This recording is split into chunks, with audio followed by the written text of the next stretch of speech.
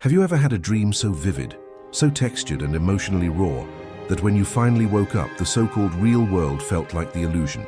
For a few disorienting seconds, the ceiling of your bedroom looked fake, a painted set on a stage, while the place you just left felt like home. We are trained from birth to dismiss that sensation. We are taught that what we can touch, measure, and sell is real, and everything else, our dreams, our intuitions, the landscapes of our mind, is just imaginary, a synonym for fake, a neurological waste product. But what if we have it completely backward? Imagine for a moment that your imagination is not a factory that produces lies, but an eye that sees elsewhere. Imagine that the physical world is not the basement of reality, but merely the outer shell, the crust of a much deeper, more volatile ocean. There was a man who walked the dusty roads of Andalusia in the 12th century who didn't just believe this, he claimed to have mapped it. He suggested that the universe you see with your physical eyes is actually the dream, and the faculty you use to daydream is the only tool capable of waking you up. This is not a story about escaping reality. It is an investigation into the possibility that we have been using the wrong operating system to decode our existence. We are going to hunt down the lost knowledge of the greatest master, Ibn Arabi, and collide his medieval mysticism with the depth psychology of Carl Jung to see if we can find the missing key to the human experience. We are looking for the bridge between the neuron and the soul, the place where the impossible becomes the architectural blueprint of your life. Let's dismantle the biggest lie of the modern age right now. We live in a culture of materialism, which assumes that matter is dead, stupid, and disconnected, and that consciousness is just a lucky accident, a ghost in the machine. In this view, when you close your eyes and visualize a scene, you are just firing random sparks in a dark skull. It has no substance. But the ancient explorers of consciousness saw the mind differently. They saw the physical world as a sediment, the heaviest, slowest layer of a multidimensional reality. Above this heavy layer, there wasn't a void. There was a world just as real, just as objective, but made of different stuff. Ibn Arabi called this the Alam al-Mithal, the world of image exemplars, or the imaginal world. Note the word carefully. Imaginal, not imaginary. The difference is the difference between looking at a map and looking at a scribble. To him, this realm was an isthmus, a bridge between the pure, blinding light of the divine spirit and the heavy, dark earth of material bodies. It is a place where thoughts take on bodies, and bodies turn into thoughts.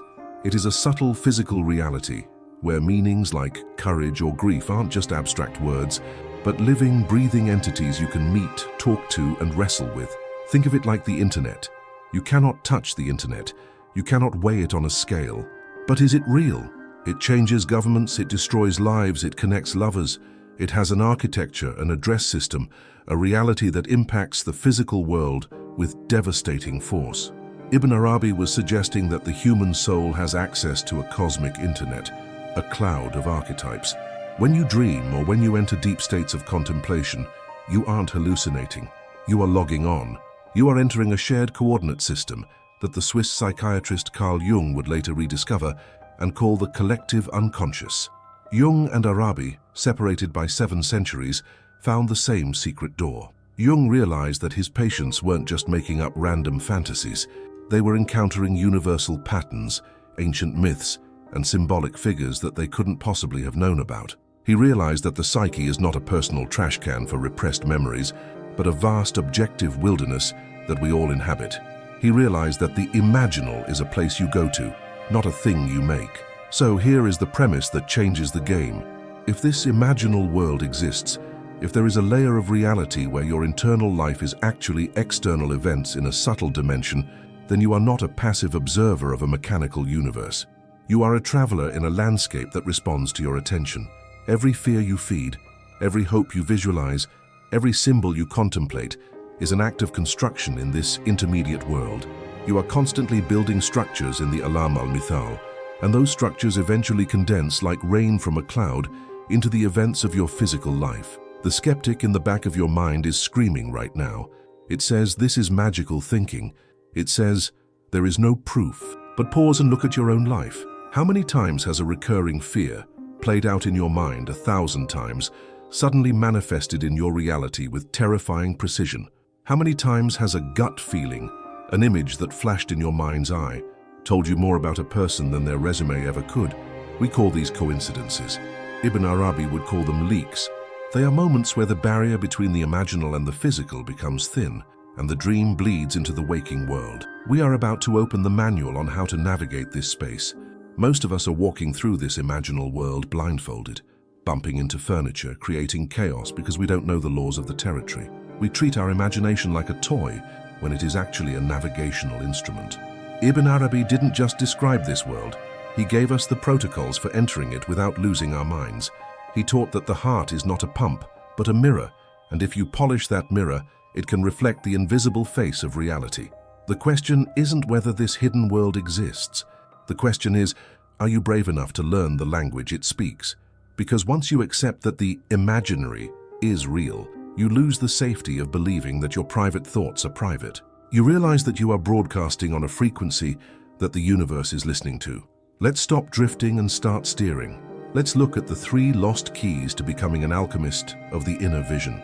To navigate a territory, you need a map, but more importantly, you need the right vehicle. You cannot explore the ocean in a car, and you cannot explore the imaginal world with the analytical chatterbox mind that you use to pay your taxes or scroll through social media. That part of your brain is designed to dissect things, to break them apart into safe little boxes. But the Alam al-Mithal, this realm of symbols and archetypes, is fluid. It flows. To enter it, you need a different organ of perception. Ibn Arabi was very specific about this. He said the organ of spiritual vision is not the brain but the qalb, the heart. Now we have to perform a rigorous mental surgery here. When the ancients spoke of the heart, they were not talking about the pump in your chest, nor were they talking about the seat of sentimental emotions, the place where you feel sappy after a romantic movie.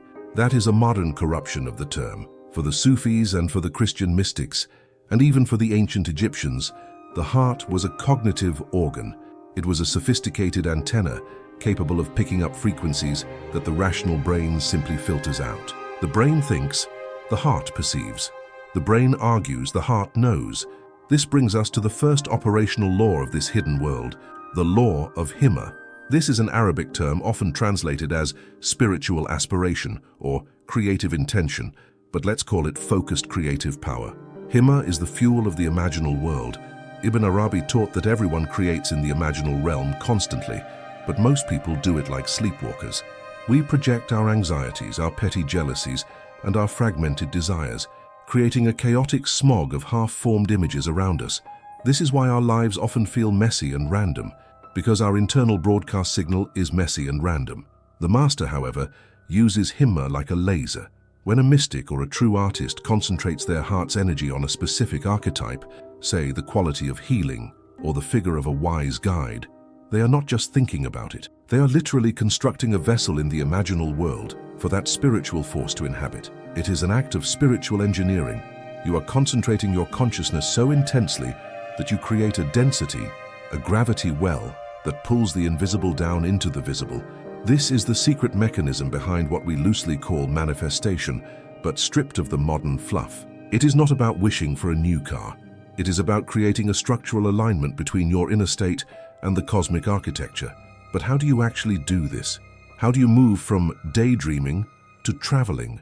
This is where we bridge the gap between the mystic of Andalusia and the doctor of Zurich. Carl Jung developed a technique that is essentially a modern user manual for Ibn Arabi's himma. He called it active imagination. This is the most important tool in your kit. Listen closely, because the distinction I'm about to make is the difference between delusion and revelation. Passive fantasy is what happens when you stare out the window and imagine you won the lottery or that you are arguing with your boss.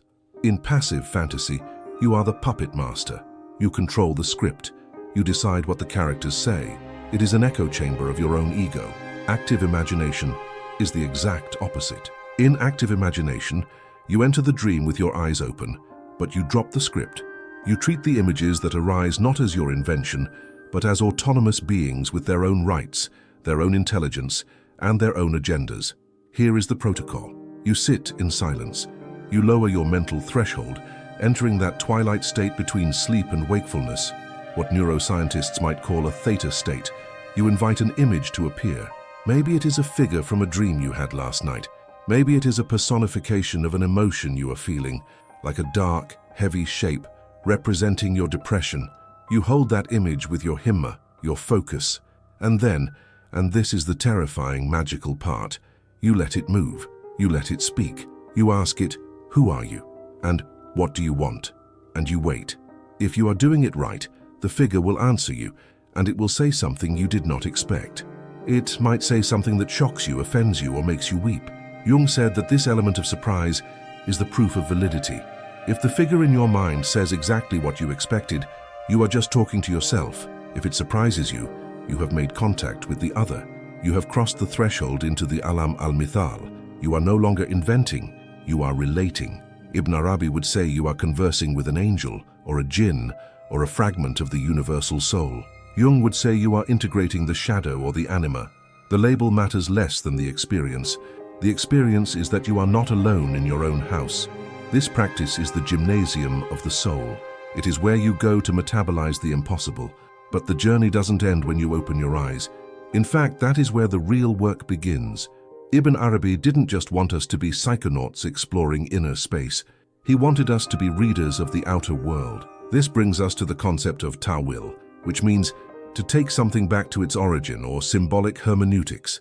If wahdat al-wujud, the unity of being, is true, then the physical world outside your window is not solid matter. It is a crystallized dream. It is a text written by the divine. A bird crashing into your window, a recurring number sequence on the clock, a chance meeting with a stranger who says the exact phrase you were just thinking. These are not random glitches in a mechanical universe. They are symbols in a waking dream. We are usually illiterate to this language. We take things literally. We see a traffic jam and we think delay, instead of asking, what is the blockage in my flow trying to tell me? We lose our keys and get angry, instead of asking, what access have I lost within myself? To practice ta'wil is to walk through your day as if you are walking through a holy book or a high-stakes video game. It demands a state of paranoia reversed, pronoia. Instead of thinking the universe is conspiring to annoy you, you assume the universe is conspiring to communicate with you. Ibn Arabi suggests that God is constantly speaking to you through the forms of the world, but we are too obsessed with the things to read the message. We look at the envelope and ignore the letter. Start applying this tomorrow. When a strong emotion grips you, don't just feel it. Ask to see its face in the imaginal realm. When a strange coincidence happens, don't brush it off. Treat it as a line of dialogue from the director of the play. This is what it means to be an alchemist of the inner vision. You are constantly transmuting the lead of heavy, literal events into the gold of psychological meaning. You are weaving the two worlds back together. But be warned, this is not a safe hobby. It disrupts the comfortable numbness of a purely material life. Once you start opening these doors, the draft comes in. You begin to realize that the boundary between in here and out there is not a wall, but a membrane. And membranes are permeable. The things you resolve in the active imagination session start to shift the events of your physical life. The knot you untie in your heart unties a knot in your career or your relationships. This is the synchronicities that Jung talked about, moments where the inner and outer worlds clap together like two hands.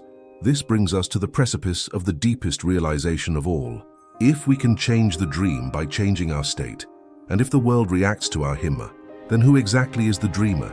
We tend to think, I am doing this, I am imagining, I am spiritual. But Ibn Arabi is waiting at the end of the road to take that last comfort away from you. He wants to show you that there is no little you inside the head doing the magic. There is something far vaster at work, and realizing it requires a total collapse of the identity you have spent your whole life building. We have arrived at the edge of the cliff. We have spoken about the imaginal world, about polishing the heart, about reading the signs of the universe like a secret code. It is tempting to stop here and congratulate ourselves. It feels empowering to think of oneself as a spiritual warrior, a wizard of the inner planes, manipulating reality with the power of the mind. It feeds the ego. It makes the little me feel special. But Ibn Arabi does not let us rest in this comfortable fantasy.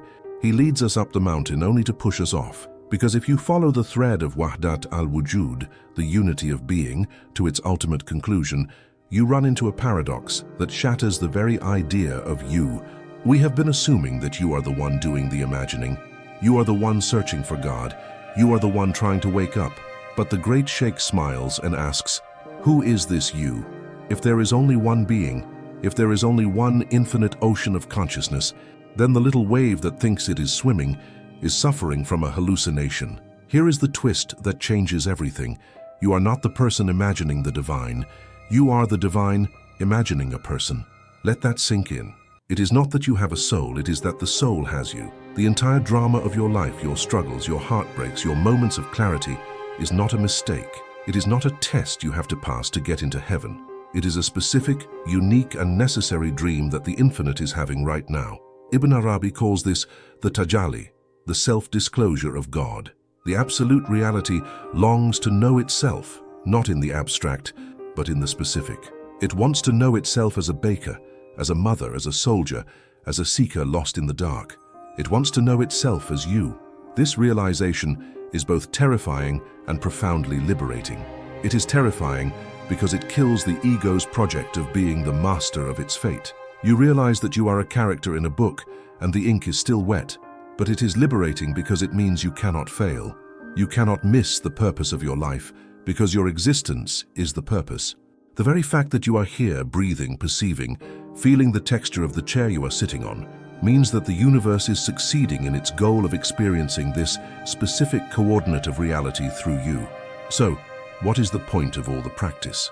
Why bother with active imagination or polishing the heart if we are just God's dream avatars? Why not just lie on the couch? Because the quality of the dream matters. Ibn Arabi suggests that while we are all manifestations of the One, most of us are cloudy mirrors. We are covered in the rust of obsession, fear, and distraction. When the light of consciousness hits us, it gets distorted. We reflect back a twisted, dark image of reality. We suffer, and because we are not separate, the whole feels that suffering. Your responsibility, then, is not to become something you are not. It is to become transparent. It is to scrub the mirror of your heart so clean that the original image can shine through you without distortion. When you engage in active imagination, when you confront your shadow, when you decipher the symbols of your life, you are not doing self-help. You are performing cosmic maintenance. You are clearing a blockage in the divine circulatory system. You are opening an eye that has been shut for eons. This changes the way you walk down the street. You look at a stranger, the homeless man, the angry driver, the laughing child, and you don't just see other people. You see other eyes. You see the same one being looking out from behind a billion different masks, experiencing the joy of connection or the tragedy of separation in a billion different ways simultaneously. You realize that compassion is not a moral duty. It is simply recognizing that the hand you are holding is your own. This is the ultimate secret of the alchemist of dreams. The goal is not to escape this world for some higher heaven. The goal is to realize that this world, this heavy, gritty, difficult physical world, is the site of the miracle. It is the place where the invisible becomes visible. The imaginal is not a place you go to leave reality. It is the lens you use to see reality as it truly is. A radiant, breathing, interconnected web of meaning where every moment is a fresh conversation between the lover and the beloved. So here is the question you must carry with you into the silence after this video ends. If your consciousness is indeed the mirror of the infinite, if your imagination is the workshop of God, what are you choosing to build today? Are you reflecting the chaos of the world back into the void, or are you catching the light of the eternal and angling it into the dark corners of time? The mirror is yours. The light is eternal. The choice of what to reflect is the only true freedom you have. And that is our hunt for today, a deep dive into the mystic architecture of the soul, blending the ancient maps of Andalusia with the modern insights of psychology based on the bibliographical giants we explored. If you enjoyed this journey into the mind's hidden layers, consider subscribing so we can continue to hunt these mysteries together. What do you think? Are we dreamers or are we the dream? Let me know in the comments.